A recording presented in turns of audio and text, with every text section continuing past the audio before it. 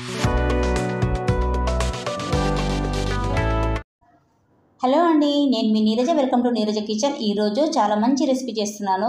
Carrot అలాగే బీట్రూట్తో హల్వా చేస్తున్నాను. చాలా బాగుంటుంది. ఇక్కడ ఒక కప్పు క్యారెట్ తురుము, మరో కప్పు బీట్రూట్ తురుము, అలాగే హాఫ్ కప్పు షుగర్, పావు కప్పు మిల్క్ తీసుకున్నాను.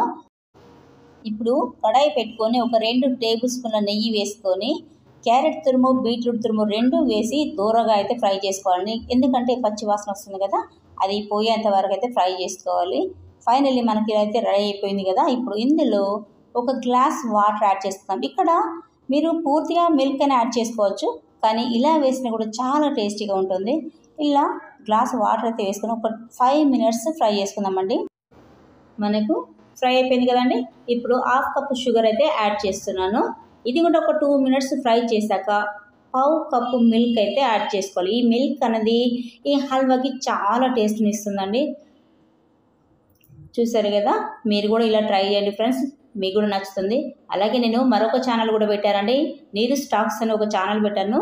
అది మీరు చూడాలనుకుంటే చూడండి, చాలా చాలా బాగుంటుంది. సీరియల్ రివ్యూస్ అండి, అది మీరు ఒకసారి చూడండి అది కూడా. సరే ఫ్రెండ్స్, ఇక్కడైతే రెడీ అయిపోయింది చూస్తున్నారు కదా.